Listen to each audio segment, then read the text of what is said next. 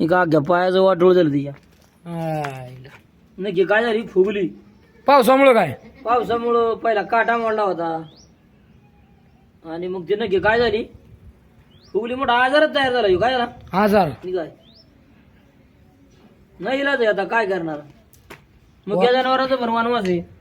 कोण वासालाय बघायचं नाही का आता ते काय करते ते बकऱ्या मेंढराच्यात राही ना मेंढराच्यात राही ना काय मेंढराच्या राही ना म्हणजे ह्या शेळ्याची गुढी आहे त्याला काय शेळ्याची याला म्हणतात शेळ्या आणि त्याला म्हणतात मेंढर तर ती मेंढर सोडल्यात आणि शेरडात राहत या आणि हे पहिलं लहानपणी काय झाले ह्याच्या आईला दोन जाती ते शेळीला ह्यांना पाहिजेत होतो ह्यांना पेल्यामुळे ह्यांचीच गोडी लागली त्याला काय ह्यांचीच गोडी लागली ह्यांचीच गोडी लागली ह्यांच्यातच राहते ते हा त्यामुळं आता हे त्या आपण कवर जर त्याला तिकडं नेलं ना हा. तर ते राहणार नाही